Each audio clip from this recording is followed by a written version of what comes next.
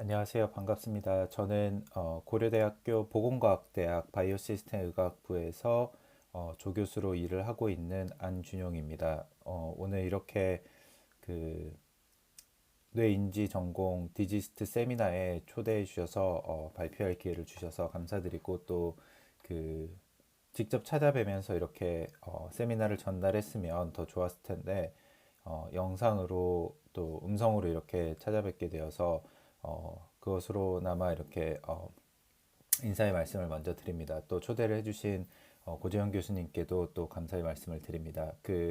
오늘 제가 전달하고자 하는 세미나는 홀지놈 시퀀싱과 그 다음에 RNA 시퀀싱을 이용해서 휴먼 프리폰탈 코르텍스가 발달하는 과정에 실제적으로 유전적인 요인들과 그 다음에 진 익스프레션의 차이들이 어떤 방식으로 발생을 하고 있는지에 대한 저희들의 최근 연구에 대해서 말씀드리려고 합니다.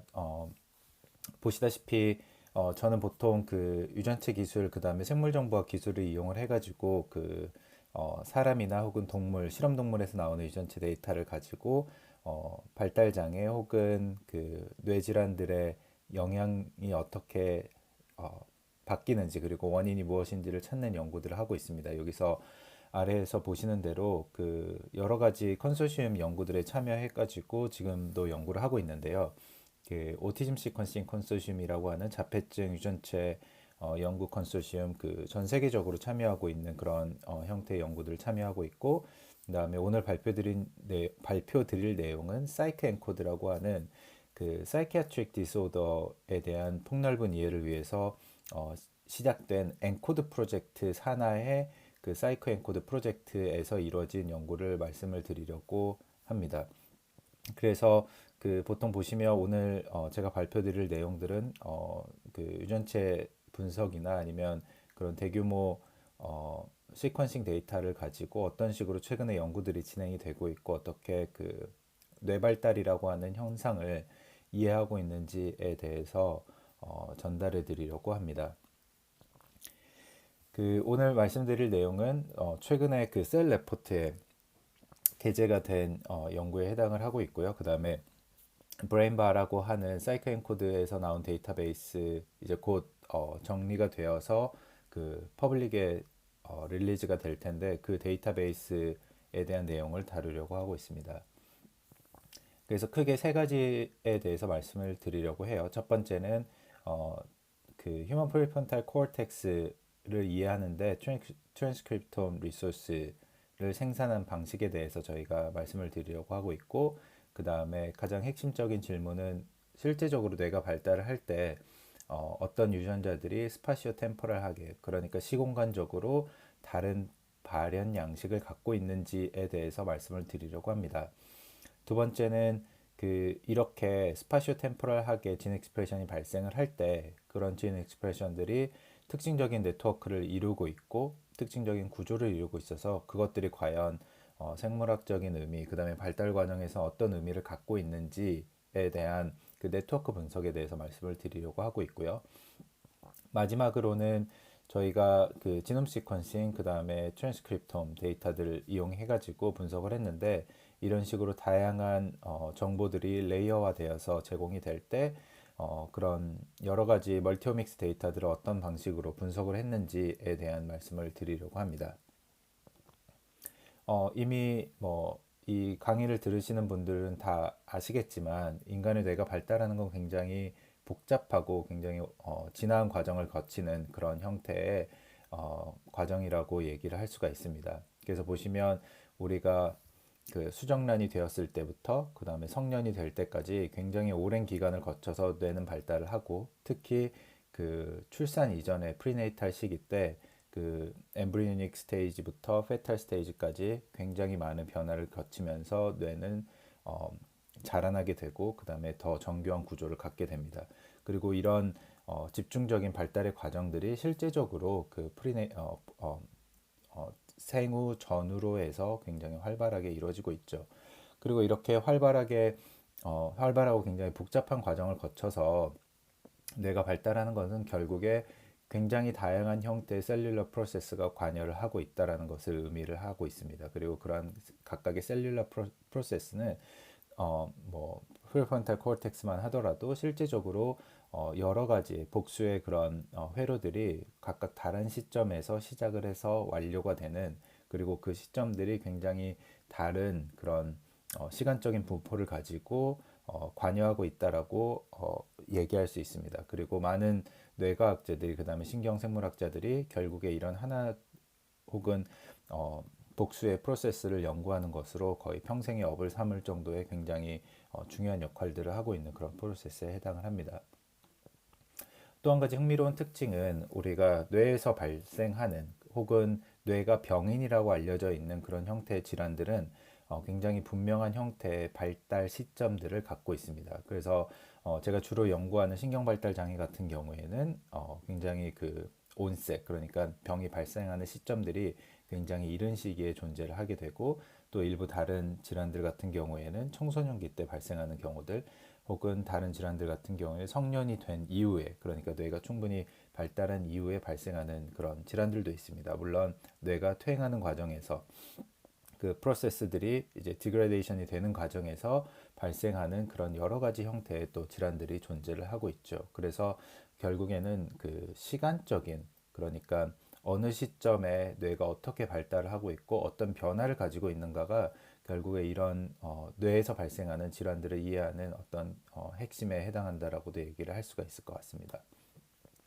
그래서 궁극적으로 그 뇌질환이라고 하는 주제를 가지고 연구하는 사람들에게서 가장 가질 수 있는 핵심적인 질문은, 그렇다면 이 질환의 원인이 되는 것은 언제 시작을 하고, 그 다음에 그 유전적인 원인들은 어느 시점에서 주로 일어나는가에 대한 연구들이 많이 진행이 됐었죠. 제가 계속 연구를 했었던 자폐증 같은 경우에는 굉장히 오랜 동안 연구가 되었고, 또 높은 유전력 때문에 유전체 연구들, 유전학 연구들이 많이 진행이 되었습니다. 그리고 굉장히 많은 특징들 중에 하나는 그런 자폐증에 관련된 유전자들이 단순히 하나, 두 개 정도로 존재하는 것이 아니라 수백 개, 수천 개 정도가 존재한다라고 저희가 알고 있죠. 물론 통계적으로 굉장히 유의미하고 굉장히 엄격하게 된 대규모 유전체 연구들에서는 현재로서는 102개 정도의 유전자를 예측을 하고 있는데요. 그 102가지 정도의 유전자를 본다고 하더라도 실제적으로 발생하는 시점들이 어느 뇌 발달 과정이며, 그 다음에 그 뇌 발달 과정에서 어떤 시공간적인 특징을 갖고 있는지, 그런 유전자들이 시공간적인 특징을 갖고 있는지에 대해서 많은 사람들이 연구를 하고 있습니다. 그 우리가 비단 질병의 원인이 되는 유전자를 찾는 것뿐만 아니라, 그 유전체 기술이 등장을 하면서 실제적으로 사람들에게 그 뇌가 발생하는 굉장히 포괄적인 정보들을 제공할 수 있는 그런 기회들을 제공을 했습니다.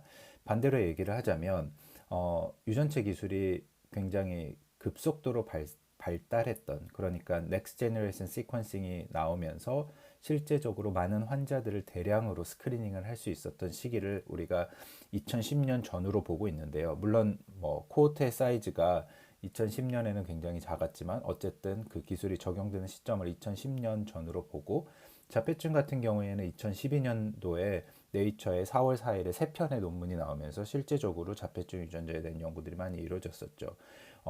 이 말씀을 드리는 이유는, 우리가 그 뇌질환에 관여된 유전자들을 찾는 것은 사실상 한 10년 전부터도 많이 이루어져 있었던 그런 연구에 해당을 합니다. 그리고 예를 들어서 APOE4 같이 굉장히 역사적으로 잘 알려져 있는 그런 뇌질환 유전자 같은 경우에는 뭐 80년대 링키지 분석을 통해서 나와서 실제적으로 굉장히 오랜 동안 사람들에게 가설로서 연구가 되었던 그런 유전자에 해당을 합니다. 그런데 실제적으로 그런 유전자들이 뇌가 발달하는 과정에서 어느 뇌 지역, 그 다음에 어느 시점에 어떻게 작동을 하는가에 대한 정확한 이해, 포괄적인 이해를 하기는 어려웠습니다. 그러다가 앞서 말씀드린 대로 2010년도, 사실 2010년보다는 조금 전이지만 NGS라고 하는 기술이 등장을 하면서 실제적으로 다량의 정보들을 생산할 수 있는 기술이 등장을 하게 되었죠. 그리고 우리가 NGS를 흔히 하이 스루풋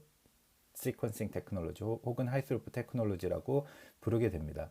하이 스루풋이라고 하는 것은 단순하게 굉장히 많은 데이터를 생산한다라고 하는 의미만을 주는 것이 아니라 하이 스루풋이라고 하는 것은 실제적으로 우리가 한 실험에서 측정을 할 때 하나의 가설을 가지고 측정을 하는 것이 아니라 그 시료 혹은 그 시점에서 발생하는 모든 형태의 팩터들을 측정할 수 있는 기술임을 의미하기도 합니다. 그러니까 무슨 말이냐면 우리가 예를 들어서 ApoE4라고 하는 유전자를 알고 있다라고 하면 우리가 노년의 뇌에서 뭐 qPCR이나 아니면 특정적인 그런 분자 생물학적인 테크놀로지를 가지고 하나의 유전자를 측정했다라고 하면 지금은 NGS 혹은 RNA 시퀀싱 같은 기술을 이용을 해서 노년의 뇌에서 발생하는 모든 유전자를 바이어스 없이 거의 동시에 측정을 할 수 있게 되죠. 동시에 측정할 수 있게 된다는 건 뭐냐면 각각의 유전자들이 얼마만큼 영향을 미치고 있는지에 대한 정량적인 측정이 정확하게 이루어질 수 있다는 것을 의미를 하고,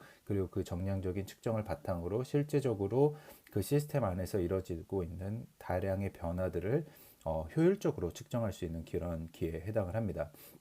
그래서 우리가 2010년 이후로 굉장히 많은 그런 뇌질환에 관련된 유전자들을 찾았고, 그 다음에 뇌 발달 과정에서 아마 이런 유전자들이 영향을 미칠 거야 라고 생각을 했던 시점에 사실상 굉장히 운이 좋았던 것은 뭐냐면 동시에 발달했던 RNA 시퀀싱, 그 다음에 수많은 전사체 기술을 바탕으로 뇌가 발달하는 과정에 발현하는 유전자들을 측정할 수 있는 기회들이 제공이 되었습니다. 그렇게 제공이 됐던 첫 번째 논문 중에 하나는 2011년도 때 네이처에 나왔던 강에랄 네이처 2011년 논문입니다. 당시에 이제 예일에서 네나트 세스탄과 함께 그 연구를 하셨던 강효정 교수님, 지금은 이제 중앙대에 계시는 교수님께서 하셨던 마이크로 어레이 데이터를 가지고 엠브리오닉 스테이지부터 애덜트 스테이지까지 굉장히 오랜 기간의 그 발달 과정을 돌파볼 수 있는 그런 마이크로 어레이 진 익스프레션 측정을 했었고요. 그 다음에 16가지 다른 뇌에서 발생하는 그런 익스프레션을 측정을 했습니다.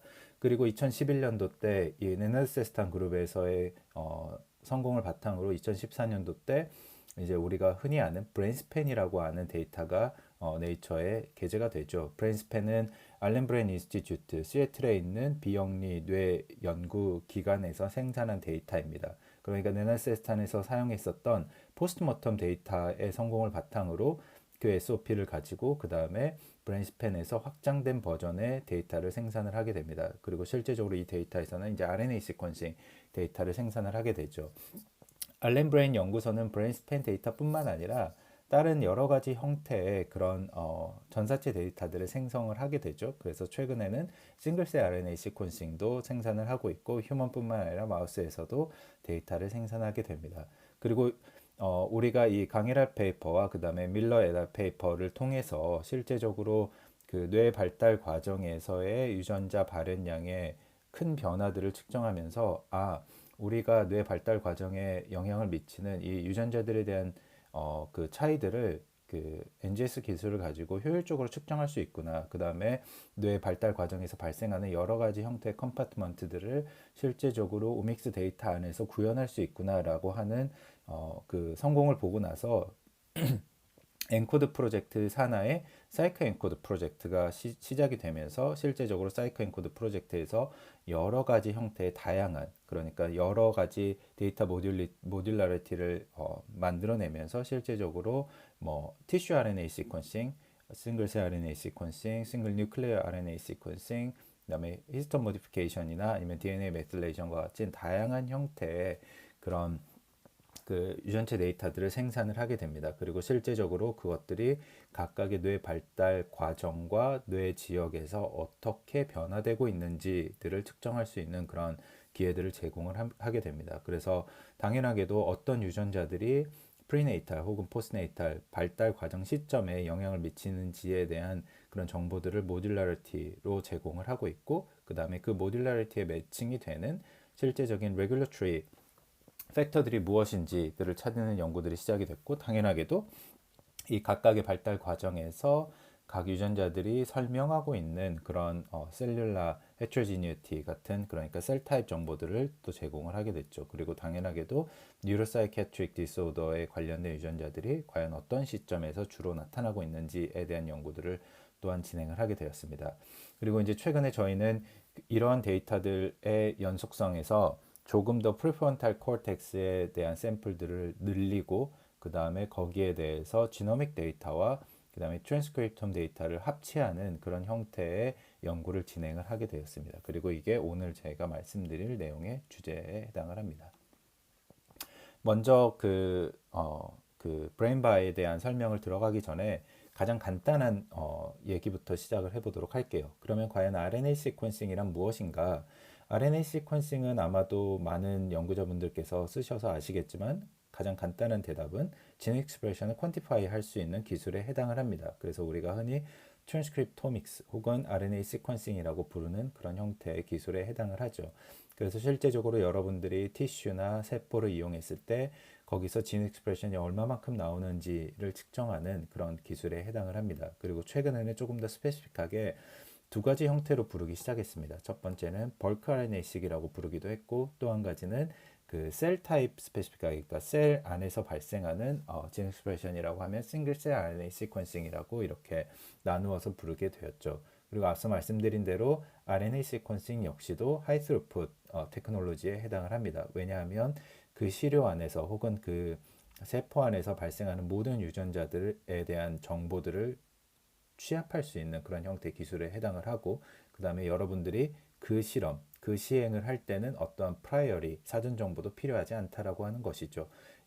가장 대표적인 대비점은 아마 qPCR처럼 qPCR과 같은 그런 기술을 얘기할 수 있을 거예요. 그러니까 여러분들이 어떤 유전자를 알았을 때 그 유전자의 익스프레션을 측정하는 것이 아니라 실제적으로 나에게 주어진 모든 형태의 그 유전자들을 한 번에 측정할 수 있는 그런 기술에 해당을 합니다. 그래서 RNA 시퀀싱 아웃풋을 이렇게 보시면 보통 매트릭스 형태로 그 진 익스프레션이 제공이 돼요. 그 다음에 진 익스프레션은 이런 식으로 카운트 정보로 제공이 됩니다. 그래서 보시면 그 매트릭스 형태라고 하는 거는 칼럼에는 그 샘플에 대한 정보들이 들어가 있고 로에는 유전자에 대한 정보들이 들어가 있습니다. 그래서 샘플 1번이 유전자 1번에 대해서 200개 정도의 카운트를 갖고 있다. 샘플 2번은 유전자 1번에 대해서 200개 카운트를 갖고 있다. 샘플 3번은 유전자 1번에 대해서 220개 정도의 카운트를 갖고 있다 라고 하는 형태로 설명을 할 수가 있죠. 그러면 보시면 샘플 1과 샘플 2는 실제로 유전자 1번에 대해서 동일한 양의 진 익스프레션을 갖고 있고 샘플 3은 이거보다 한 10% 정도의 더 많은 진 익스프레션을 갖고 있습니다. 이런 식으로 우리가 샘플별로 각각의 유전자에 발생하는 그 익스프레션의 값을 정량화할 수 있는 정보로 제공이 되고 있습니다. 그렇다면 이러한 형태의 RNA 시퀀싱 데이터를 가지고 우리가 무엇을 할 수 있는가를 한번 이야기를 해보겠습니다. 첫 번째는 케이스 컨트롤 디자인을 바탕으로 디퍼런셜 진 익스프레션 혹은 디퍼런셜리 익스프레스드 진이라고 부르는 그 DGE 혹은 DEG라고 부르는 분석들을 할 수가 있어요. 한국말로는 보통 차별 발현 분석 혹은 차발현 유전자 분석이라고 부릅니다. 이 케이스 컨트롤 디자인은 뭐냐면 그 실제적으로 두 가지 그룹에 대해서 유전자 발현량이 어떻게 달라지는가를 비교하는 그런 형태의 분석에 해당을 하죠. 그래서 여러분들이 가장 흔하게 사용하는 질문 중에 하나는 만약에 진 너크아웃을 마이스나 드로소필라에서 했는데 어떤 유전자들이 영향을 받는가 업 레귤레이트 되거나 다운 레귤레이트 되는 유전자가 무엇인가를 찾는 그런 연구들에 해당을 하죠. 혹은 내가 셀라인에 드러그를 트리트먼트를 했는데 그때 어떤 유전자들이 익스프레션이 바뀌는가를 하는 그런 연구들에 해당을 합니다. 아마 첫 번째 케이스 컨트롤 디자인은 아마 많은 연구실에서 이미 루틴하게 하고 있는 그런 분석에 해당을 하고 실제로 지금 일반적인 회사들의 외주를 해가지고 결과를 봤더라도 굉장히 잘 될 만큼 일상으로 되어버린 그런 분석에 해당을 합니다. 두 번째는 뭐냐면 시스템스 바이올로지라고 하는 컨셉에서 진행을 하는 웨이티드 진 코엑스프레션 네트워크 애널리시스라고 하는 것이 있습니다. 한국말로 번역을 하자면 그 공발현 네트워크 분석이라고 보통 부릅니다. 이 경우는 뭐냐면 우리가 그 여러 가지 RNA 시퀀싱 샘플이 있을 때 거기서 실제적으로 어떤 유전자가 다른 어떤 유전자들과 강한 코엑스프레션을 보이는가에 대한 질문들을 하는 그런 연구에 해당을 합니다. 그러니까 조금 더 시스템적으로 접근을 해서 내가 특정한 시점에 그런 시료들을 갖고 있는데 그 시료들에서 실제적으로 내가 관심 있는 유전자와 코엑스프레션을 강하게 보이는 다른 유전자들을 찾고 싶다라고 하는 경우에 해당을 하겠죠. 예를 들어서 미드피탈 시점에 셀레브람 샘플을 여러분들이 갖고 있는데 거기서 내가 알고 있는 어떤 유전자가 있고 그 유전자에 영향을 미치는 트랜스크리പ്션 팩터가 찾고 싶다라고 하면 당연하게도 그 트랜스크리പ്션 팩터는 그 관심 있는 유전자와 익스프레션 값이 굉장히 코릴레이션이 높을 거기 때문에 그 코릴레이션 값을 바탕으로 코익스프레션을 갖고 있는지 아닌지를 판별하게 되죠. 그리고 실제적으로 네트워크를 이루고 있구나라고 하는 것들을 찾아내면서 이제 연구를 진행하는 형태에 해당을 합니다. 마찬가지로 이런 식으로 코익스프레션이 되는 유전자들을 봤을 때 어떠한 베리어블, 어떠한 변인들이 그 코익스프레션을 만들어내는가에 대해서를 연구하는 그런 주제에 해당을 합니다. 뒤에서 더 말씀을 드리도록 하죠. 그래서 케이스 컨트롤 디자인을 먼저 보시자면, 그러니까 디퍼런셜 익스프레스 진 분석을 먼저 보시자면 실제적으로 이런 형태에 해당을 할 거예요. 여러분들이 아까 보셨던 그 매트릭스에서 샘플 1번에서 6번까지를 와일드 타입 1번, 2번, 3번으로 나누고 그 다음에 넉아웃 4번, 5번, 6번으로 이런 식으로 나누는 매트릭스로 바꿔보도록 하겠습니다. 그랬을 때 실제적으로 이 와일드 타입에서 나타나는 익스프레션 값과 넉아웃에서 나타나는 익스프레션 값을 비교하는 그런 형태의 연구를 진행을 할 수 있습니다. 그래서 보시면 유전자 1번과 2번은 그 와일드 타입이 넉아웃이 와일드 타입에 비교를 해서 익스프레션이 줄어드는 형태의 그런 유전자에 해당을 합니다. 그러니까 진 넉아웃 때문에 무슨 이유 때문인지 그러니까 무슨 메커니즘인지는 모르겠지만 어쨌든 진 넉아웃이 된 그 시료에서는 혹은 그 샘플에서는 유전자의 발현량이 감소하는 형태의 그런 유전자들에 해당을 하죠. 반대로 3번 유전자 같은 경우에는 차이가 없고요. 그다음에 4번, 5번, 6번 유전자들 같은 경우에는 유전자의 발현량이 증가하는 형태의 그런 유전자에 해당을 합니다. 그래서 unregulated gene이라고 얘기를 할 수 있죠. 그리고 여러분들 잘 아시다시피 이러한 결과들은 이제 실제적으로 볼케이노 플롯이라고 하는 것을 통해서 결과가 잘 이렇게 요약돼서 제공이 됩니다. 그래서 보시면 아까 그 두 그룹에서 나타났던 익스프레션 차이의 그 상대적인 값을 x축으로 놓고 보통 fall change의 log2 밸류를 취해서 log fc라고 표현을 하고 실제적으로 케이스가 컨트롤에 비해서 익스프레션이 높아진다. 그러면 당연하게 fall change가 오른쪽으로 가는 그 다음에 익스프레션이 낮아진다. 그러면 왼쪽으로 가는 형태의 그런 실험에 해당을 합니다. 그래서 보통은 x축은 그 실험에서 유전자가 갖고 있는 이펙트 사이즈를 보통 보여주는 그런 결과에 해당을 하죠. Y축 같은 경우에는 이 RNA-seq 데이터를 가지고 통계적인 모델을 가지고 p-value를 산출을 하고 그 p-value의 유의성을 표현하는 정보들을 담고 있습니다. 그래서 마이너스 로그 10 스케일로 p-value를 취해줬을 때 실제적으로 이 변화되는 fall change 값이 얼마만큼 유의한가에 대한 정보들을 보여주는 값으로 제공이 됩니다.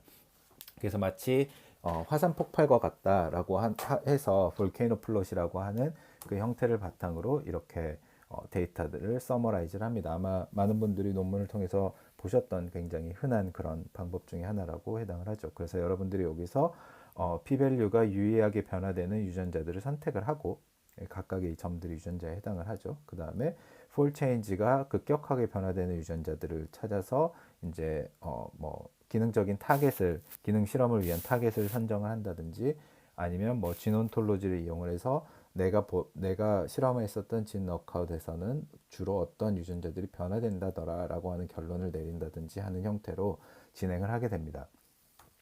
이 디퍼런셜 진 익스프레션 같은 경우에는 앞서 말씀드린 대로 엑스페리멘탈 그룹은 지노타입이나 혹은 드럭 트리트먼트 같은 그런 이형적인 형태의 그룹에 해당을 합니다. 물론 그 다변인을 바탕으로 분석을 하는 방식들도 있지만 일반적으로는 이제 이형적인 형태의 그런 케이스 컨트롤을 이용을 해가지고 진 익스프레션이 어떻게 변화되는지를 측정하는 연구를 진행을 하게 되죠. 그래서 디퍼런셜 진 익스프레션 같은 경우에는 아마도 그 익스페리먼탈 컨디션에 따라서 변형이 되는 그런 키 패스웨이나 혹은 패스피지올로지를 설명할 수 있는 유전자가 아닐까라고 하는 게 일종의 결론에 해당합니다. 그리고 가장 중요한 것은 이런 식으로 비교 분석을 했을 때 가장 큰 변인을 설명할 수 있는 것은 결국에 한 가지 베리어블에 해당을 하게 되죠. 그러니까 뭐냐면 진 너크아웃을 하게 되면 그 너크아웃이 된 진에 해당이 되겠고 드럭 트리트먼트를 했을 때는 그 드러그에 해당을 하겠죠. 그래서 그 한 가지 변인에 의해서 가장 큰 변화를 갖고 있는 지점을 바탕으로 분석을 하게 됩니다. 이 지점에서 우리가 하나를 더 생각을 해보자면 만약에 여러분들이 갖고 있는 RNA-seq 진 익스프레션 데이터가 하나의 매트릭스를 갖고 있다라고 했을 때 사실상 그 특정한 엑스페리멘탈 그룹을 지정하지 않은 상태에서 컬렉션을 했다라고 가정을 해볼게요. 그렇게 우리가 일반적인 RNA-seq 샘플을 여러 가지 시료에서 받았을 때는 실제적으로 우리가 기대할 수 있는 것은 이 데이터 안에는 굉장히 여러 가지 형태의 베리어블들이 내재되어 있다라고 생각을 할 수 있을 것 같습니다. 한 가지 생각해 볼 수 있는 것은 아마도 발달 과정에 대한 그 타임에 대한 정보를 갖고 있지 않을까라고 생각을 할 수가 있겠죠. 그래서 여기 보시면 이건 심장 발달이 이제 태아에서부터 성년이 될 때까지 심장 발달이 이루어지는 그런 패턴을 RNA-seq 데이터를 가지고 연구를 한 건데 first trimester, 그 다음에 second trimester, 그 다음에 애덜트가 될 때까지의 그 심장이 어떻게 변화되는지를 진 익스프레션을 측정을 했고 당연하게도 first trimester, 그 다음에 second trimester, 애덜트에 따라서 익스프레션 값이 변화된다라고 하는 것을 볼 수가 있었습니다. 그리고 이 변화되는 익스프레션들은 각각의 유전자들 클러스터링을 해보면 그 클러스터링에 대한 여러 가지 형태의 패턴들이 나눠져서 실제적으로 그룹을 이루고 있다라고 얘기를 할 수가 있겠죠. 그래서 여기서 보시면 우리가 만약에 여기 한 열 몇 가지 정도의 그 심장 샘플이 진 익스프레션 데이터셋으로 있는데 여기에서는 우리가 할 수 있는 얘기는 아마 이 심장의 발달 과정이라고 하는 변인이 이 진 익스프레션의 이 열 몇 가지 샘플의 진 익스프레션의 차이를 만들어낼 수 있겠구나라고 설명할 수 있을 겁니다. 하지만 조금 더 생각을 해보자면 이 진 익스프레션에 영향을 미치는 건 더 많은 베리어블들이 작동을 하겠죠. 첫 번째는 뭐냐면 그 유전자가 갖고 있는 펑션이나 혹은 유전자가 관여하는 패스웨이에 따라서 또 진 익스프레션 값이 샘플 내에 다르게 묶이게 될 겁니다. 또 한 가지는 뭐냐면 우리는 심장이라고 하는 하나의 티슈를 봤지만 만약에 진 익스프레션이 여러 가지 티슈가 있다라고 하면 그 티슈에 따라 묶이는 형태에 해당을 할 수 있겠죠. 그러니까 예를 들어서 브레인스팬 같은 그런 뇌발달 과정의 데이터셋을 보자고 한다면 16가지 정도의 그 뇌지역이 있는데 12가지 정도의 니오코텍스 리전이 있고 4가지 정도의 서브코텍스 리전들이 있습니다.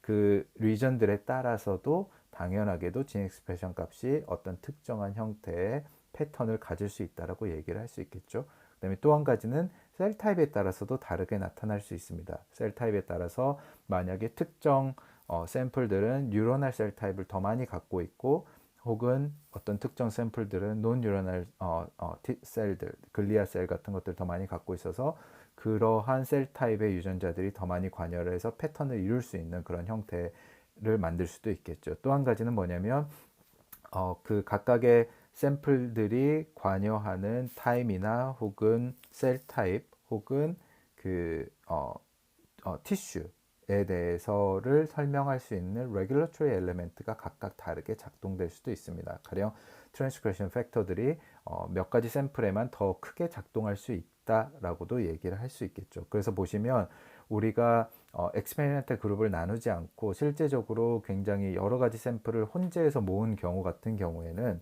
굉장히 다양한 형태의 생물학적인 변인들이 그 유전자 발현량에 관여를 하고 있고 그리고 우리는 이러한 형태의 데이터셋을 하이디멘셔널 데이터셋이라고 부릅니다. 그 하이디멘셔널 데이터셋은 사실상 최근에 들어서 굉장히 많이 각광받고 있고 많은 연구자들이 쓰고 싶어하는 그런 데이터들에 해당을 해요. 왜냐하면 점차적으로 데이터 공유에 대한 그런 논의들이 확장되어 가고 있고 그 다음에 특히나 큰 기관들 뭐 NIH, NIMH 혹은 알렌 브레인 인스티튜트도 그런 경우에 해당을 하고요. 이런 큰 기관들에서 데이터셋을 만들어서 공개를 하고 그 공개된 데이터셋을 레퍼런스로 삼을 수 있도록 제공을 하고 있기 때문입니다. 그리고 그런 데이터들은 대부분 여러 가지 형태의 그런 이질적인 샘플 정보들, 그 다음에 조직 정보들이 포함되어 있기 때문에 실제적으로 그 안을 더 들여다보자면 각각의 다른 그런 생물학적인 변인들이 관여하고 있는 형태의 하이 디멘셔널 데이터셋이라고 얘기를 할 수가 있습니다. 그러면 우리가 이 하이 디멘셔널 데이터셋을 들여다봤을 때 할 수 있는 가설들을 생각을 해보자면 가장 큰 것은 아마 이 부분에 해당을 할 거예요. 내가 관심 있는 어떤 유전자들에 대해서 보자면 그 유전자와 동일한 형태의 진 익스프레션을 갖고 있는 유전자들이 존재할 것이에요. 그 존재하는 이유는 뭐냐면 그 유전자 그 코익스프레션이 되는 유전자, 그러니까 비슷한 형태의 진 익스프레션을 갖고 있는 유전자들은 결국에 그러니까 같은 레귤레이터리 팩터에 의해서 조절이 되는 형태이거나 혹은 기능적으로 비슷하거나 혹은 같은 패스웨이, 그러니까 같은 발달 과정에서의 패스웨이에 존재하는 그런 유전자들이기 때문일 것이다 라고 하는 게 가설에 해당을 하겠죠. 그렇다면 우리가 이러한 정보들을 어떻게 요약할 수 있고, 그리고 이 정보들과 유전자들의 기능 혹은 레귤레이션을 어떤 식으로 표현할 수 있고 해석할 수 있는가에 대해서 생각을 해볼 수 있습니다. 굉장히 오랜 동안 우리가 그 유전자들의 관계를 얘기할 때 다뤘었던 연구 주제는 뭐냐면 결국에 네트워크, 그래프 이론이라고 하는 형태의 방법론입니다. 그 생물학적인 네트워크는 크게 두 가지 형태로 나눌 수가 있습니다. 첫 번째는 프로테인 인터랙션 네트워크라고 하는, 그러니까 단백질을 가지고 기술하는 관계망에 해당을 하죠. 그래서 여기서는 그 네트워크에서는 크게 두 가지 컨셉을 가지고 네트워크를 기술하는데, 하나는 노드, 그러니까 여기에 이제 존재하는 각각의 노드들이고, 엣지는 이 노드들 간의 관계성을 설명하는 것을 얘기를 합니다. 그래서 프로테인 인터랙션 네트워크 같은 경우에는 말 그대로 노드는 프로테인에 해당을 하고, 그 다음에 이 인터랙션에 해당하는 엣지는 실제적으로 프로테인이 갖고 있는 피지컬 인터랙션에 해당을 합니다. 그래서 프로테인 인터랙션 네트워크 같은 경우에는 조금 더 일찍 그 생물학적인 네트워크 연구에서 시작이 되었습니다. 네트워크에 대한 얘기를 조금 더 드리자면, 사실 네트워크 연구가 급변했던 시기는 2000년도, 1999년도, 2000년대를 기점으로 급변하게 되었죠. 그때 당시에 알베르토 바라바시라고 하는 물리학자가 그 역함수 법칙을 따르는 그런 네트워크가 실제적으로 우리 그 현실 세계에서 많이 존재한다라고 하는 그거를 입증하면서, 사이언스에 입증을 하면서 실제적으로 굉장히 여러 디스플린, 여러 분야에서 그 네트워크를 이용하는 그 바라바시의 네트워크 컨셉을 이용한 연구들이 많이 등장을 했습니다. 생물학도 예외는 아니죠. 그러니까 뭐냐면 바라바시가 관찰했었던 그 당시의 현실 세계의 네트워크는 뭐냐면, 인터넷 공간들을 보면 실제적으로 많은 유저들이 야후 같은 그런 대규모 사이트에 접속을 해서 다른 웹사이트들을 이용한다라고 하는 컨셉이었어요. 그러니까 뭐냐면 굉장히 중심에 허브가 되는 그런 형태의 웹사이트가 존재를 하고, 그 다음에 인터넷 액티비티라고 하는 건 그 허브를 중심으로 이루어지고 있다라고 하는 얘기였습니다. 마찬가지로 부의 축적이나 재산의 소유들도 현실 세계에서 비슷한 형태에 해당을 하게 되죠. 그렇다면 생물학은 무엇인가 라고 하는 질문을 생물학자들이 하기 시작을 했습니다. 그리고 2000년대 초반에 2003년 4년도 때 기타노라고 하는 분께서 시스템스 바이올로지의 가능성에 대해서 네이처의 기고문을 쓰면서 실제적으로 시스템스 바이올로지에 대한 연구들이 본격적으로 이루어지게 되었죠. 사실 시스템스 바이올로지는 뭐 그 기타노 교수님이 초안을 낸 건 아니고, 리로이 후드라고 하는 생류 시퀀싱을 비롯해서 여러 가지 그런 생물학적인 측정 기술을 오토메이션을 했던 그 리로이 후드라고 하는 분께서 예전부터 제안을 했었던 방식 중에 하나였어요. 이런 제안에 괴가 됐었던 가장 근저에 있었던 얘기들은 뭐냐면, 결국에 이제 점점 생물학 연구들이 다양한 그 현상들을 하나의 현상을 굉장히 다양한 정보를 동시에 측정할 수 있는 측정 기술에 대한 그 기회들이 확장이 되고 있고, 그를 통해서 여러 가지 차원을 한 번에 읽어낼 수 있는 그런 기회들이 제공된다라고 하는 흐름이었죠. 결국에 제가 앞서 말씀드린 하이 스루풋 시퀀싱 테크놀로지의 그 발전 의미와도 같은 현상에 해당을 합니다. 그래서 그렇게 되었을 때 각각의 요소들, 그 생물학적인 현상을 설명하는 여러 가지 요소들이 각각 어떻게 연결되어 있는가를 생각해 볼 수 있는 그런 기회들이 제공이 되었었죠. 그래서 2000년대 초중반부터 그 시스템스 바이올로지, 그러니까 바이올로지컬 네트워크를 보는 연구들이 굉장히 많이 이루어졌고, 그 당시에 그 주제를 가지고 연구를 했었던 많은 그 시스템스 바이올로지 생물학자들이 한국에도 이제 교수로 많이 들어왔었던 그런 주제에 해당을 하게 됩니다.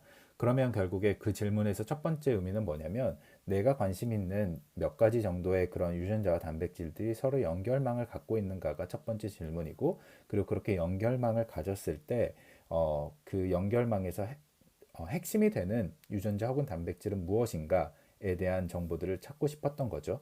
그리고 그 당시에는 프로테인 프로테인 인터랙션, 그러니까 화이트 하이브리드 같은 기술들을 바탕으로 그 프로테인 프로테인 피지컬 인터랙션을 측정했었던 굉장히 많은 정보들이 있었기 때문에 그 정보들을 가지고 PPI 네트워크를 연구했었던 연구들이 초기에 많이 이루어졌습니다.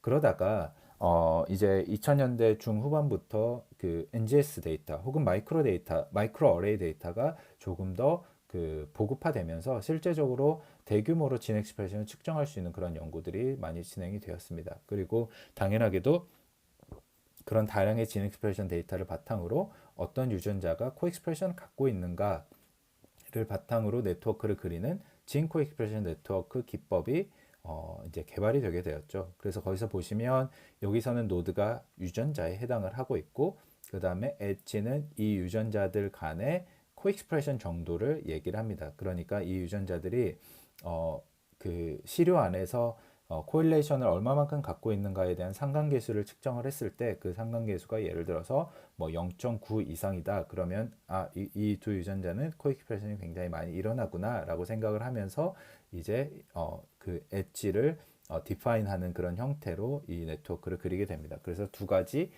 다른 형태의 네트워크 연구들을 우리가 생각할 수 있게 되죠.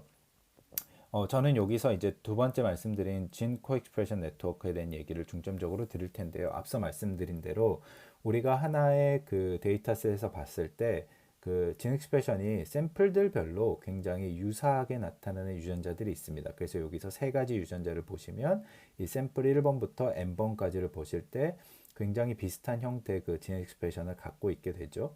그 다음에 그래서 그룹 A로 묶어줬고, 여기도 세 가지 유전자들을 보면 이렇게 비슷한 형태로 묶여지게 됩니다. 그래서 그룹 B라고 표시를 했고요.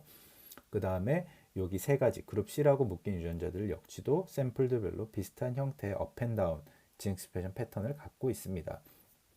그래서 이런 식으로 비슷한 형태의 진 익스프레션을 갖고 있는, 시밀러리티를 갖고 있는 정도를 이제 그 상관계수를 통해서 측정을 하고 네트워크를 만들었을 때, 이 네트워크 안에서 실제적으로 이러한 그 유전자 발현량의 유사성이 비슷한 그런 유전자들을 클러스터링으로 묶어주게 됩니다. 그리고 그렇게 묶었을 때 이 유전자들이 과연 어떤 생물학적인 정보에 매칭이 되는지를 판별을 하게 되죠. 그래서 이렇게 보시면 여기서는 이제 하나의 예지만 PCA를 통해서 실제적으로 이 유전자들의 발현량을 놓고 봤을 때는 첫 번째 PC와 두 번째 PC에서 이제 셀 타입에 대한 정보로 굉장히 잘 분류를 할 수 있습니다. 그래서 유전자들 몇 가지 유전자들은 에스트로사이트에 주로 발현되는 그런 유전자들에 해당을 하고, 어떤 유전자들은 뉴런에 해당을 하고, 어떤 유전자들은 올리고덴드로사이트에 해당을 하게 되죠.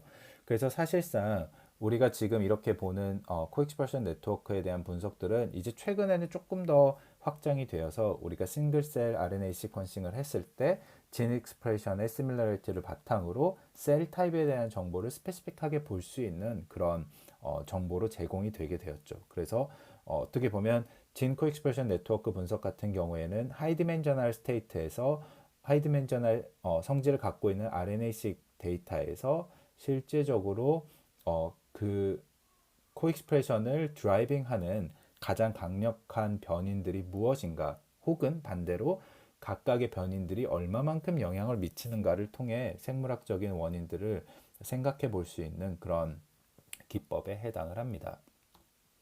그래서 그 대표적인 기술이자 실제적으로 가장 많이 사용되는 그 분석 방식은 WGCNA라고 부르는 Weighted Gene Co-expression Network Analysis라고 하는 분석입니다. 실제적으로 2008년도 때 UCLA에 있는 스티브 호바스 그룹에서 이제 많이 그 처음에 주장을 해서 개발이 되었던 방식이고, 실제적으로 진코 익스프레션 네트워크 방식에서는 거의 유일하게 그 메소돌로지화 되어서 사용되는 그런 방법에 해당을 합니다. 그래서 보시면 우리가 그 코익스프레션, 유전자들 간의 코익스프레션을 측정을 하고 그 코익스프레션을 바탕으로 앞서 말씀드린 대로 네트워크 컨스트럭션을 합니다. 그래서 그 상관계수가 높은 특정 스레시홀드를 넘는 유전자들끼리 묶어주고 나서 그 유전자들을 바탕으로 그렇게 묶여진 유전자들을 모듈이라고 부르게 됩니다. 그래서 우리가 2만 가지 정도의 2만 개의 유전자들을 사용을 해가지고 RNA-seq 진 익스프레션을 바탕으로 이제 실제적으로 유전자 발현량이 비슷한 유전자들을 묶어주게 되죠. 그렇게 묶어주게 되면 뭐 최소 10개 혹은 50개, 뭐 많게는 100개 이상 혹은 1000개 이상의 유전자들이 같은 그 발현량 패턴을 가지고 모듈이라고 하는 하나의 클러스터로 묶이게 됩니다.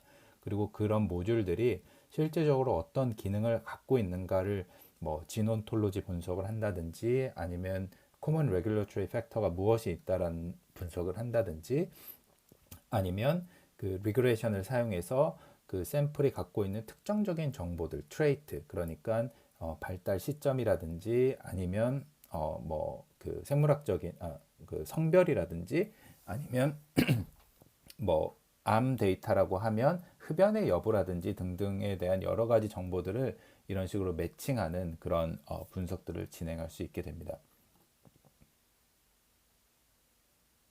그래서 이제 실제적으로 저희가 뇌발달 데이터셋과 그 다음에 WGCNA 분석, 그 다음에 멀티오믹스 데이터를 가지고 했었던 분석에 대해서 저희가 진행했었던 최근 셀 레포트 연구의 내용을 전달해 드리려고 합니다. 이 연구 같은 경우에는 저희 셀 타입 스페시피시티를 봤던 사이클 엔코드 워킹 그룹에서 같이 했었던 연구에 해당을 하게 되죠. 그래서 여러 명의 PI 분들과 그 다음에 제가 당시에 UCSF에서 포닥을 했을 때 뭐 저희 팀, 그 다음에 네날세스탄 그룹들, 그 다음에 통계학 조언을 해주셨던 그룹들과 함께 연구를 하고 있고, 지금도 이제 다른 퀘스천을 가지고 동일한 데이터셋에서 추가적인 연구들을 계속 진행을 하고 있습니다. 그래서 그 첫 번째가 되는 저희들의 연구에 대한 말씀을 드리려고 합니다. 앞서 말씀드린 대로 알렌 브레인 연구소에서 브레인스팬이라고 하는 데이터셋을 2014년도 때 양산을 했었죠. 그리고 아마 뇌인지과학 전공 여러 연구 그룹들에서 아마 활발하게 사용하고 있는 그런 데이터에 해당할 거라고 생각을 하고 있습니다. 그래서 브레인스팬 데이터 같은 경우에는 57명의 안타깝게도 사고로 돌아가신 분들의 그 사후 뇌조직을 기증을 받아가지고 그분들의 진 익스프레션 데이터들을 이제 저희가 측정을 했었던 그런 연구에 해당을 합니다. 그래서 보시면 포스트 컨셉션 위크 5에서부터 그 다음에 40세 되는 그 성년의 뇌까지를 다 수집을 했었죠. 브레인스팬 데이터 같은 경우에는 이렇게 57명의 도너를 통해서 진 익스프레션을 측정을 하기도 했었고, 또 거기에서 16개 지역을 뇌 지역을 나눠 가지고 이제 또 각각을 측정을 했습니다. 그래서 샘플은 토탈 한 350개 정도로 RNA-seq이 제공이 되고 있고, 아마 많은 분들이 아마 지금 그 웹사이트에 들어가셔서 뇌 유전자가 프리네이탈 뭐 셀레벨럼에 많이 발현이 되는가, 혹은 뭐 포스네이탈 아믹달라에 많이 발현되는가 등등에 대한 정보들을 볼 때 일반적으로 사용하는 그런 그 데이터베이스에 해당을 할 겁니다. 그 다음에 브레인바 데이터 같은 경우에는 일종의 브레인스팬의 익스펜디드 버전인데 주로셀라트라 프리프론탈 코텍스만을 조금 더 집중적으로 봤던 데이터에 해당을 합니다. 그래서 저희가 176명의 그 도너들을 수집을 해가지고 마찬가지 동일한 방식으로 수집을 해서 그 다음에 거기서 이제 그 유전체 데이터를 생산한 형태의 그런 데이터에 해당을 하고, 여기도 마찬가지로 저희가 포스트 컨셉션 위크 5 정도부터 엠브리오닉 스테이지부터 그 다음에 20세 뇌까지로 선택을 했습니다. 왜냐하면 그 이전에 강에랄 페이퍼나 밀러 에랄 페이퍼, 그러니까 브레인스팬 데이터들을 봤을 때는 그 실제적으로 20세 이후에는 그 성년이 된 뇌에서는 그렇게 큰 차이들이 많이 발생을 하지 않았습니다. 그래서 여기서는 우리가 애돌레센스까지 보는 그런 20세 정도까지 보는 그런 데이터들을 수집을 했습니다. 그리고 샘플 디스트리뷰션은 이와 같은 형태로 나타나게 되었죠.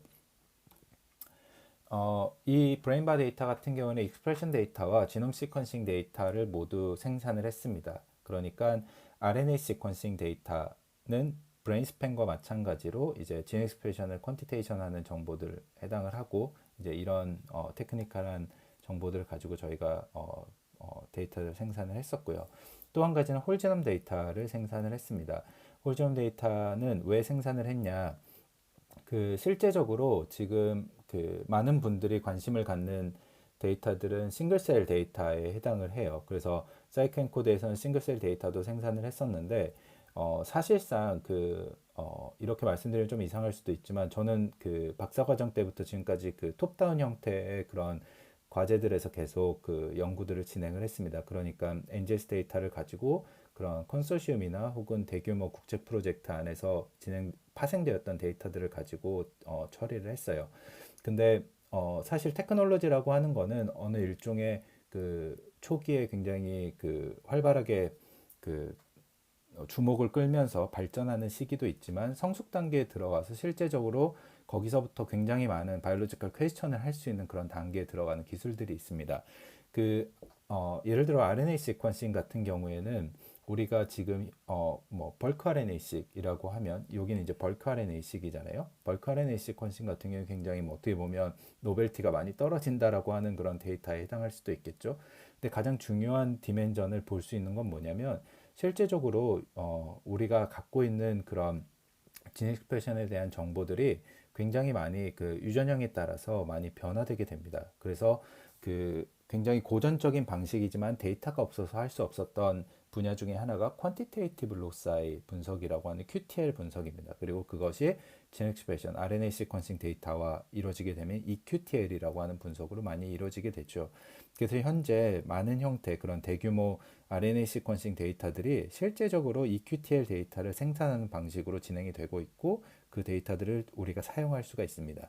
예를 들어 NIH에서 지금 최근에 제공을 했었던 그 GTX 데이터 같은 경우에도 실제적으로 우리 몸 안에 있는 20가지 넘게 그 수십 가지의 조직들에 대한 RNA 시퀀싱 데이터들을 제공을 하고 있는데 거기에 매칭이 되는 그 지노타이핑 데이터들을 제공을 하고 있어요. 그리고 그 데이터들을 바탕으로 실제적으로 익스프레션 값이 조직에서 어떻게 변화되는지에 대한 베이스라인을 이해할 수 있는 그런 기회를 제공하게 되죠. 그래서 저희가 홀지넘 데이터를 사용했었던 이유는 뭐냐면 실제적으로 각각의 사람들이 갖고 있는 유전형에 대한 정보들이 이 뇌 발달 과정, 그러니까 DLFC에서 발달하는 과정에 영향을 미치는가에 대한 디멘전을 보고 싶어서였기 때문입니다. 그래서 우리가 176명에 대한 RNA 시퀀싱 데이터도 생산을 했지만 거기에 매칭이 되는 홀지놈 데이터도 생산을 해서 실질적으로 그 지네틱 백그라운드들이 어떤 식으로 영향을 미치는지를 설명하려고 했습니다. 그래서 맨 처음에 보시면 RNA 시퀀싱 데이터에서 나왔던 정보들을 한번 보도록 하겠습니다. 보시면 우리가 얻어낸 176개의 샘플 중에 가장 크게 진 익스프레션에 영향을 미치는 건 실제적으로 디벨롭먼탈 타임이었습니다. 그렇죠? 그래서 실제적으로 뇌가 발달하는 시점에 따라서 익스프레션 값이 가장 드라마틱하게 변화된다라고 얘기를 할 수가 있겠습니다. 그리고 사실 이 패턴은 2011년에 강일할 페이퍼나 아니면 2014년 밀러 페이퍼, 2018년에 사이켄코드의 리에라 페이퍼에서도 동일하게 관찰했었던 그런 연구에 해당을 하죠. 그래서 우리가 뇌 지역들을 봤을 때 그 뇌 지역의 그진 익스프레션 값의 차이들보다 실제적으로 발달 과정마다의 그 변화에 따른 그진 익스프레션 값이 더 크게 차이가 난다라고 얘기를 할 수 있고 실제적으로 여기서는 리전을 하나로 스페시픽하게 리파인 했지만 실제적으로 그 발달 과정이 가장 큰 영향을 미친다라고 얘기를 할 수 있겠습니다. 그래서 저희가 그 발달 과정에 따라서 진 익스프레션이 변화되는 것을 가장 크게 세 가지 그룹으로 구별을 했죠. 그래서 이 프리네이탈, 포스트 컨셉션 얼리 윅부터 그 다음에 애덜트 브레인이 될 때까지 유전자 발현량이 점차적으로 증가하는 라이징 진이 있을 거고, 그다음에 유전자 발현량이 감소하는 폴링 진 그룹이 있을 거예요. 그러니까 프리네이탈에 스페시픽하고 포스트네이탈에 스페시픽한 그런 형태의 유전자들에 해당을 하겠죠. 혹은 이 둘과 다르게 굉장히 비슷하게 그 모든 발달 과정에서 비슷한 형태로 그런 발현이 되는 그런 유전자 그룹, 논 트랜지셔널 그룹들이 있을 겁니다. 그래서 보시면 대략 반절 정도의 유전자들이 그 타임 스페시픽하게 변화를 하고, 그다음에 반절 유전자들이 타임 스페시픽하지 않게 변화되는 형태라고 얘기를 할 수가 있습니다.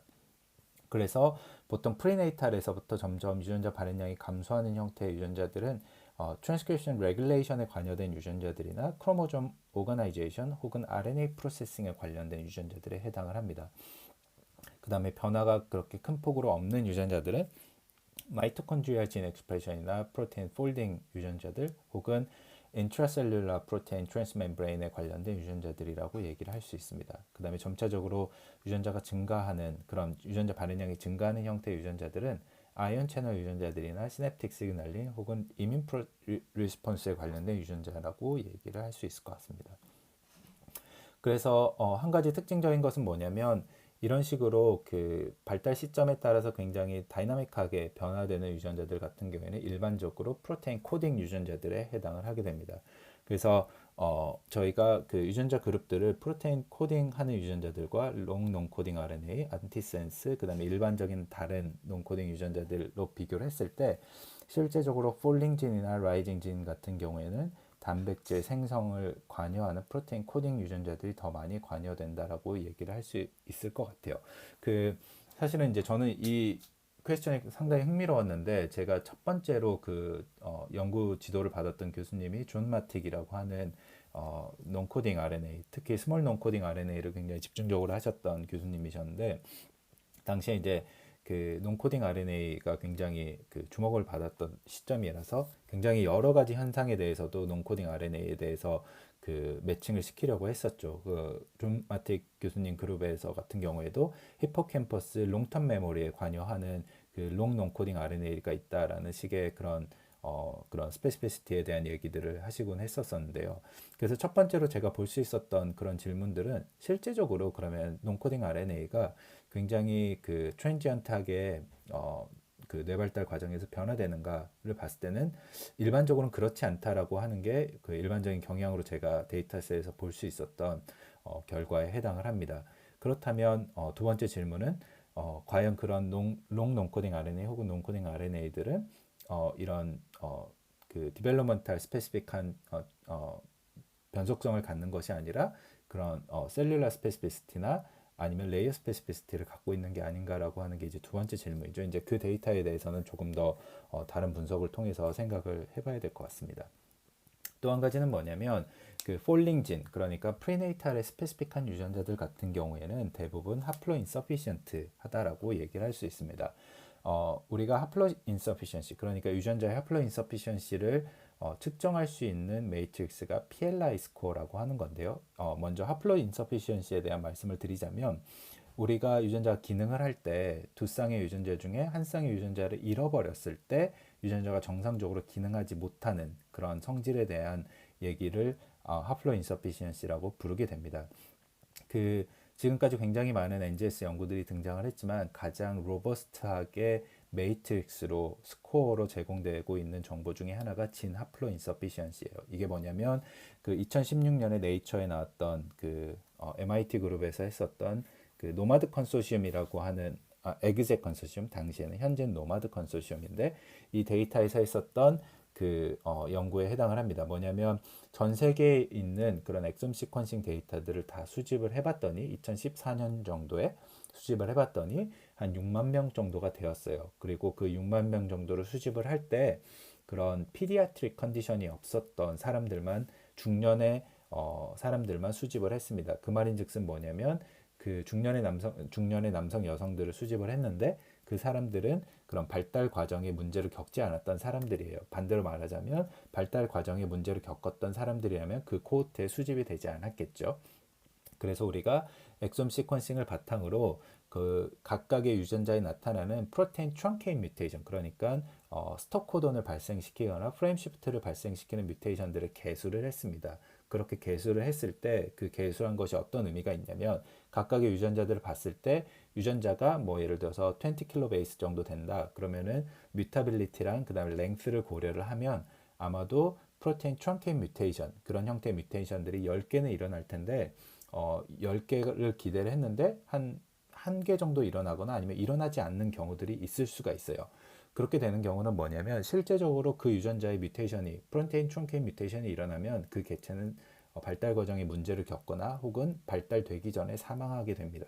그러니까 그 유전자는 유전자 두 쌍 중에 한쪽만 잃게 되더라도 굉장히 큰 문제를 갖고 있다라고 얘기를 할 수 있죠. 그래서 우리가 그 프로테인 트렁케인 뮤테이션이 발생할 수 있는, 그러니까 여기서 말씀드리면 로스 오브 펑션 뮤테이션이죠.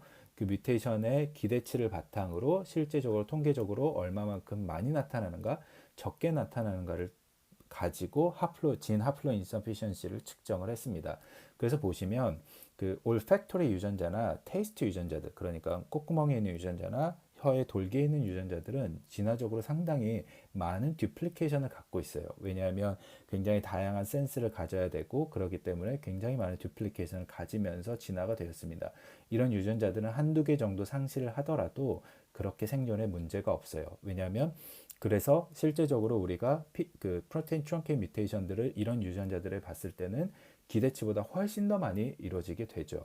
그런데 예를 들어서 제가 연구하고 있는 SN2A 같은 유전자 혹은 SN1A 같은 유전자들은 실제적으로 초기 발달이 굉장히 중요한, 그리고 문제가 생기면 발달장애나 자폐증, 지적장애가 일어나는 그런 형태의 유전자에 해당을 하기 때문에 실제적으로 길이와 뮤타빌리티를 고려를 하면 20개, 30개 정도의 PTB가 프로테인 트렁케인 뮤테이션이 나타나야 되는데 한 개 혹은 두 개 정도만 나타나게 되죠. 왜냐하면 그 유전자는 두 쌍이 아니라 한 쌍이 있을 때는 정상적으로 작동하지 못하기 때문입니다. 그래서 이 정보를 가지고 실제적으로 뇌 발달 과정에 있는 유전자 이 세 그룹을 통해서 비교를 했을 때 프리네이탈에 집중적으로 나타났던 유전자들, 그러니까 폴링진 같은 경우에는 진 하플로 인서피시엔시 스코어가 높은, 그러니까 1이 최고의 숫자인데 맥스의 스코어인데 그 1에 가까운 그런 유전자들이 많이 발생을 하게 됩니다. 반대로 논 트랜지셔널 진이나 라이징 진 같은 경우에는 그 프로포션이 조금씩 줄어들게 되는 그런 형태에 해당을 하게 되죠. 그래서 이 폴링 진은 저희가 하플로 인서피션시가 높은 편이다라고 해석을 할 수가 있습니다. 어떻게 보면 당연한 결과인데 이제 그 뇌발달, 프리프론탈 코르텍스 발달 과정의 데이터를 가지고도 다시 한번 보여주는 그런 정보에 해당을 하게 되죠. 그리고 우리가 이 정보들을 바탕으로 실제적으로 유전자 발현량과 그 다음에 그러니까 신경 발달 장애 유전자들 혹은 사이키아트릭 병에 나타나는 유전자들을 봤을 때 어느 지점에서 그런 과연 진 익스프레션이 가장 높게 나타나는가들을 비교를 했습니다. 여러 가지 그런 뇌질환들에 대한 그 유전자들을 마이닝을 했는데요. 일반적으로 대규모 연구에서 통계적으로 유의성이 잘 검증된, 그러니까 좋은 방식, 그러니까 리고러스한 메소돌로지를 가지고 진행된 연구들의 유전자들만 선택을 했습니다. 그래서 보시면 ADHD 같은 경우는 현재 그 GWAS 연구, 그러니까 애디티브 팩터들이 많이 연구된 그런 질환에 해당을 하죠. 그래서 11개 정도의 지노마이드 hit을 생각을 할 수 있는데 그 중에 5개 정도가 그 프리네이탈에 중점적으로 많이 발달한다라고 하는 것을 볼 수 있고, 영국 코호트, 영국 발달장애 코호트에서 디벨로먼탈 딜레이 연구가 2017년도 때 이루어졌었죠. 최근에 이제 2020년 데이터 바이오 아카이브에 나온 거는 이제 2017년은 93개였고 2020년 바이오 아카이브 논문은 299개 유전자들이었는데 이 경우들은 대부분 다 프리네이탈 스페시픽하게 나왔습니다. 메이저 디프레션, 디프레시브 디스오더 같은 경우는 현재 31개 정도 유전자, 45개 로사이에서 31개 유전자 정도의 그 40만 명 정도의 지와스 연구가 이루어졌는데 제가 생각했었던, 그러니까 제가 분석을 하기 전에 기대했었던 것은 아마도 이 온셋이 보통 청소년기 전후이기 때문에 이 시점이 아닐까라고 생각을 했는데 공교롭게도 상당히 몇 가지 유전자들은 굉장히 프리네이탈하게 나왔던 그런 유전자들에 해당을 하고 이게 실제적으로 기저귀에 어떻게 영향이 있을지는 조금 더 생각을 해봐야 될 것 같습니다. 에듀케이션 어테이트먼트는 사실 좀 생소하실 수도 있는데 이거는 이제 그 교육 그 수준에 따라서 진행되었던 연구에 해당을 합니다. 현재 그 지와스 연구 중에 가장 큰 샘플 사이즈를 보유하고 있는 연구 중에 하나이기도 하고요.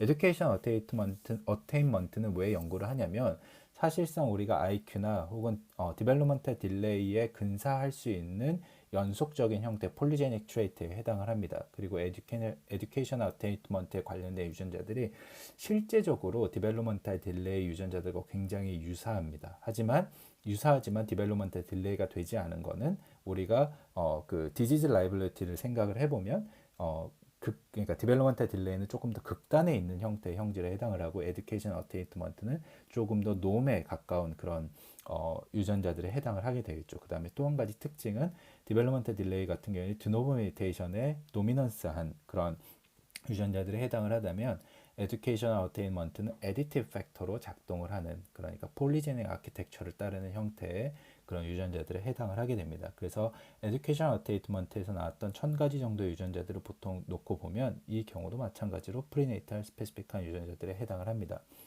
자폐증 유전자 같은 경우에는 제가 여기 99개를 썼는데 사실 이게 102개예요. 저희가 그 최근에 셀에 논문을 내면서 리비전을 하면서 이제 99개를 할지 102개를 할지 리뷰어의 코멘트를 좀 봤었는데 이건 좀 TMI라 생략을 하도록 하겠습니다. 아마 제가 그 셀 레포트에 넣기 전에 그 숫자를 그대로 그 넣었었던 것 같은데 어쨌든 포인트는 뭐냐면 자폐증 같은 경우에는 프리네이탈 스페시픽한 유전자들이 굉장히 많이 있습니다. 50개 정도가 그런 형태에 해당을 하고 한 나머지 20개 정도는 포스네이탈, 얼리 포스네이탈에 해당을 합니다. 그래서 보시면 CHD8과 같은 크로마틴 레귤레이터들이 보통 프리네이탈 스페시픽하게 많이 일어나고요. 그다음에 일반적으로 그 사이냅스에 관여하는 SN2A를 비롯해서 싱겟 같은 유전자들이 보통 얼리 포스네이탈에 많이 일어나게 됩니다. 그래서 저희 랩 같은 경우는 현재 지금 이 프리네이탈에 관여하는 여러 가지 진 레귤레이터들 한 5-6개 정도의 진 레귤레이터들을 칩식으로 해서 실제적으로 어떤 공통의 그 트랜스크리션 팩터 네트워크를 갖고 있는지에 대한 그런 그 통계적인 분석을 진행을 하고 있습니다. 그래서 재미난 얘기가 나오면 또 발표를 할 그런 기회가 있었으면 좋겠습니다.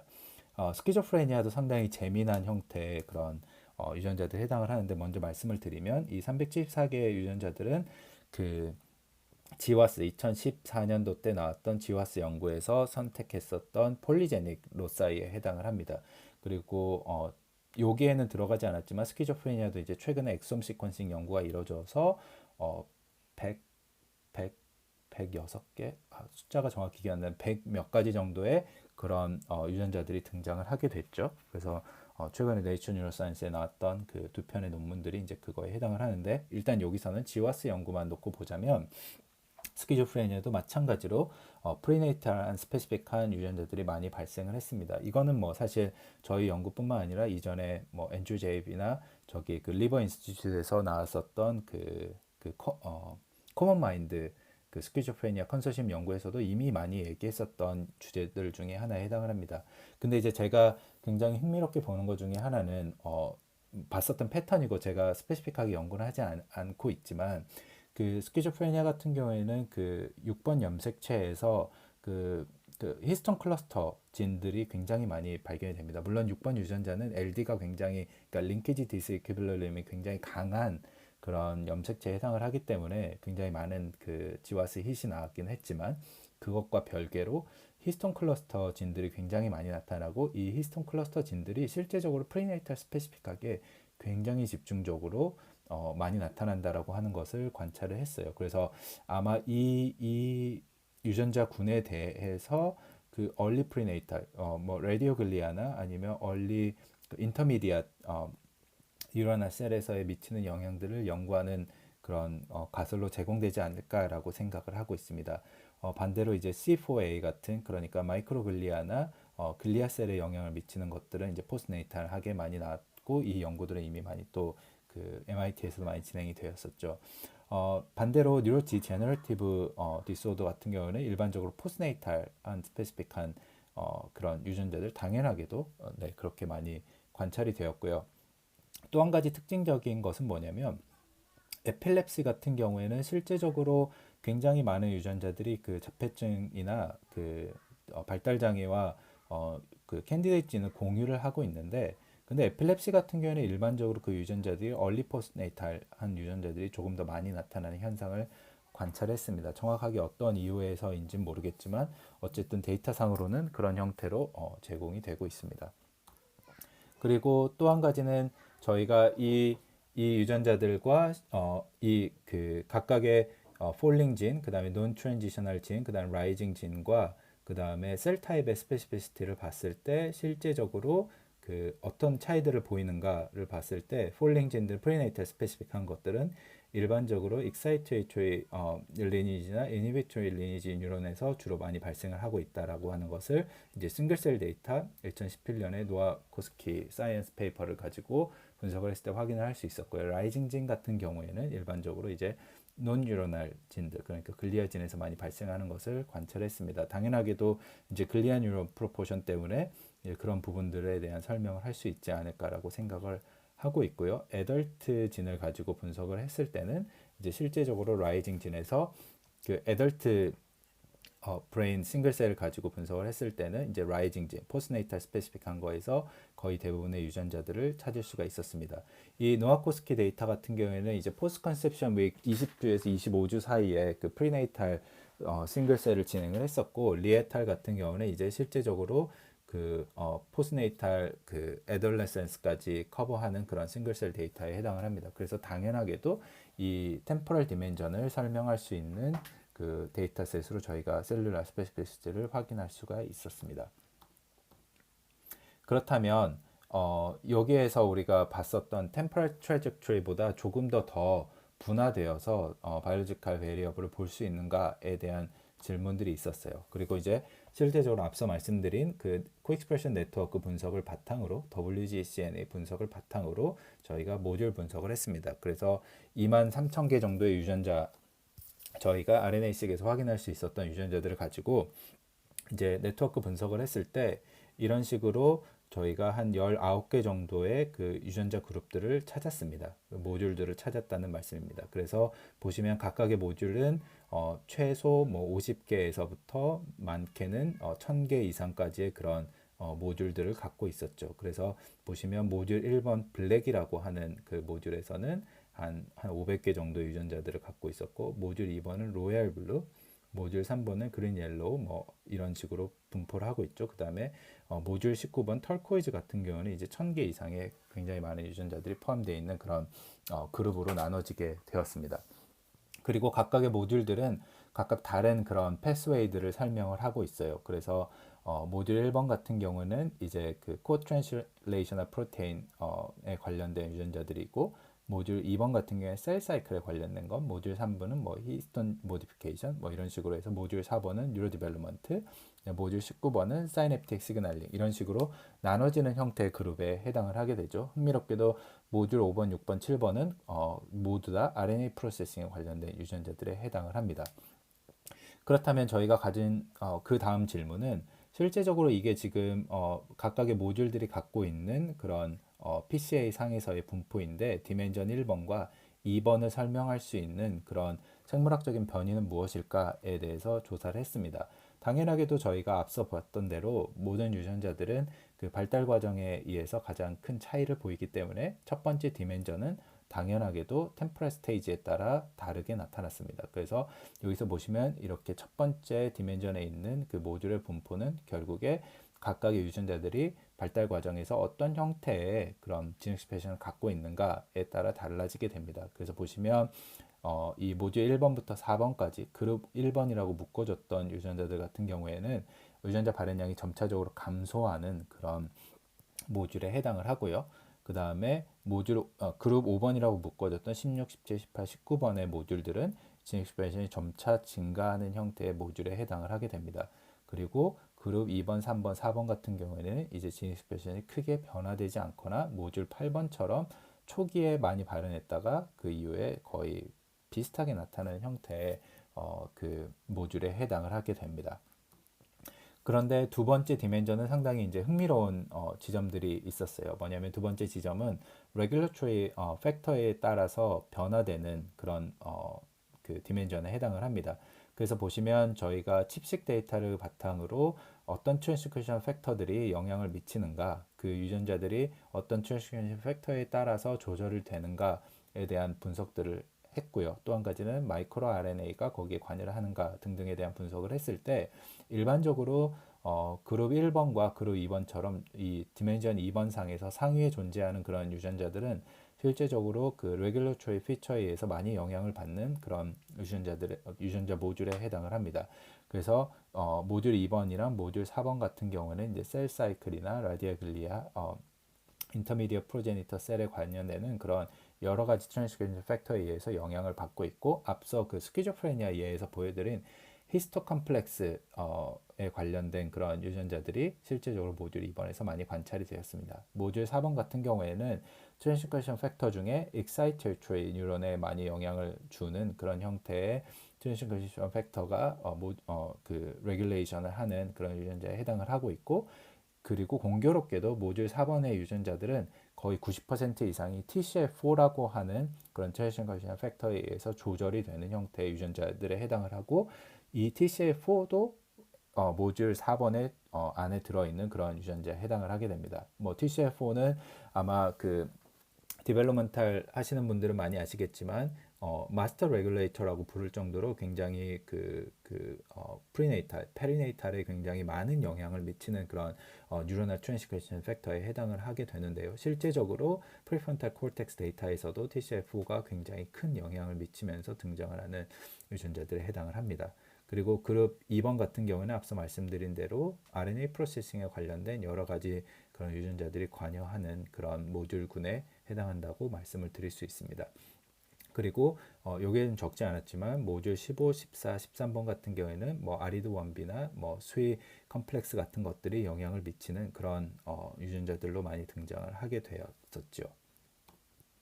그리고 이 모듈 유전자들을 각각 또 그 싱글셀 데이터, 프리네이탈 싱글셀 데이터와 포스네이탈 싱글셀 데이터를 가지고 비교를 했을 때도 셀룰라 스페시피시티가 분명하게 나타나는 몇 가지 유전자들을 관찰을 할 수가 있었습니다. 그래서 보시면 그룹 1에 해당하는 모듈 1번부터 4번까지는 거의 대부분 뉴로날 스페시피시티를 갖고 있는 그런 모듈들에 해당을 하게 되죠. 그래서 모듈 1번과 2번은 조금 더 얼리 뉴런에 해당을 하니까 라디아글리아부터 인터미디어 프로제니터 셀, 그 다음에 얼리 뉴 뉴런, 그 다음에 얼리 엑사이테이션 뉴런까지 커버할 수 있는 1, 2, 3, 4번이 그렇게 나타나게 되었고, 또 마찬가지로 이니비토리 리니지 같은 경우에서도 이제 굉장히 다양한 형태로 분포를 하게 됐습니다. 반대로 모듈 18번 같은 경우에는 이제 레디아글리아도 일부 포함을 하고 있었지만 일반적으로 그 논뉴로날 글리아셀에 관련되는 그런 유전자들을 다량으로 포함을 하게 되었고, 실제적으로 모듈 18번 같은 경우는 저도 굉장히 관심 있게 보는 그런 유전자에 해당을 하는데, 실제적으로 이 글리아가 그 세컨드 트라이메스터를 지나면서 이제 콜티칸 익스펜션을 갖는 게 이제 프라이메이트, 특히나 휴먼 브레인에서 특징적으로 나타나는 그런 현상에 해당을 하잖아요. 그래서 실제적으로 이 모듈 18번에 관련된 유전자들 중에 과연 어떤 유전자가 그런 익스펜션, 글리아 익스펜션에 영향을 미치는지에 대한 연구들을 또 이제 글리아 하시는 분들과 많이 생각을 해볼 수 있는 그런 주제로 지금 사용을 하고 있습니다. 모듈 19번 같은 경우에는 이제 앞서 보여드린 대로 그 템포럴 스테이지가 점점 이제 포스네이탈로 올수록 익스프레션이 증가하는 형태의 모듈에 해당을 하는데, 이 모듈 같은 경우는 이제 그 포스네이탈의 뉴로널 셀 타입이나 글리아 셀 타입을 설명할 수 있는 그런 모듈에 해당을 합니다. 이 두 가지 성질을 모듈 19번이 동시에 갖고 있는 거는 뭐 교합 작용에 대한 얘기를 드리고자 하는 건 아니고, 아마도 샘플 사이즈가 조금 더 증가를 하게 되면 이 갖고 있는 클러스터를 조금 더 쪼개서 아마 더 포스네이탈 스페시픽한 그 뉴로날 셀 타입과 글리아 셀 타입을 나눌 수 있는 그런 분석을 할 수가 있을 거예요. 지금 상태에서는 다른 그런 그 모듈 유전자들에 비해서는 조금 더 클러스터링이 더 세분화되지 않은 형태의 굉장히 큰 모듈에 해당을 합니다. 앞서 보신 대로 이렇게 굉장히 큰 덩어리의 모듈로 해당을 하게 되죠. 그래서 조금 더 샘플 사이즈 증가하고 이걸 조금 더 조갤 수 있으면 이 더 세분화된 그런 세부 모듈들을 관찰할 수 있는 그런 검정력을 가질 수 있지 않을까라고 생각을 하고 있습니다. 그리고 또 한 가지 이제 저희가 그 모듈들과 실제적으로 아까 보여드린 그런 그 사이키아트리 혹은 뉴로디벨롭먼탈 디지즈의 유전자들과 비교를 했을 때 아까 보여드린 그 모듈 4번 유전자 TCF4A에서 조절이 되는 유전자들 같은 경우에는 자폐증과 그 다음에 에듀케이션 어테이트먼트에 굉장히 유의하게 그 유전자들이 오버랩이 되고 또 조금 덜 유의하지만 발달장애나 ADHD, MDD의 유전자들도 포함하고 있는 그런 그 모듈에 해당을 합니다. 흥미롭게도 그 브라운 유전자 M9을 보시면 지금 아까 제가 말씀드린 이 M9 그렇게 트랜지언트하게 변화되지 않은 형태의 유전자라고 말씀을 드렸는데 이 M9 유전자 같은 경우에는 디벨롭먼탈 딜레이와 에듀케이셔널 어테이트먼트에 집중적으로 오버랩이 되는 그런 형태의 유전자에 해당을 합니다. 이게 상당히 흥미로운 지점, 그러니까 저 개인적으로 굉장히 흥미로운 지점은 뭐냐면 우리가 자폐증 연구, 그러니까 제가 주로 진행을 했었던 자폐증 연구 같은 경우에는 이제 오티즘 시퀀싱 컨소시엄이라고 하는 국제 컨소시엄으로 연구를 했는데요. 대부분의 샘플들이 전 세계에서 오지만 그 사실상 영국 샘플은 아주 많지는 않아요. 왜냐하면 영국 같은 경우에는 그 자폐증 환자들도 디벨롭먼탈 딜레이로 보통 묶어가지고 그 코호트를 수집하는 경향이 있기 때문입니다. 그래서 이 디벨롭먼탈 딜레이는 영국에서 했었던 웰컴 트러스트 생여에서 주로 수집을 했었던 그 데이터에 해당을 하는데요. 그래서 보통 영국 코호트와 이 자폐증 코호트, 디벨롭먼탈 딜레이 코호트와 자폐증 코호트는 상당히 많은 유전자들을 공유를 하게 되죠. 근데 그렇다면 이제 퀘스천은 뭐냐면 그러면 자폐증과 일반적인 발달 장애가 다른 것이 무엇인가에 대한 질문들을 할 수 있을 것 같습니다. 특히나 여기서 제가 사용했었던 자폐증 유전자들 같은 경우에도 드노브 뮤테이션이고 그 논버벌 IQ가 굉장히 낮은 형태의 그런 코호트에 해당을 하기 때문에 이 경우에도 디벨롭먼탈 딜레이 환자들과의 굉장히 비슷한 피노타입이 있다라고도 얘기할 수 있을 것 같아요. 근데 실제적으로 우리가 이 프리프론탈 코르텍스에서 진 익스프레션을 고려한 네트워크를 보자고 하면 이 자폐증과 일반적인 발달 장애를 구별할 수 있는 몇 가지 특징적인 유전자들을 볼 수 있고 그 중에 대표적인 유전자들이 M9에 들어가는 유전자들에 해당하지 않는가라고 생각을 하고 있습니다.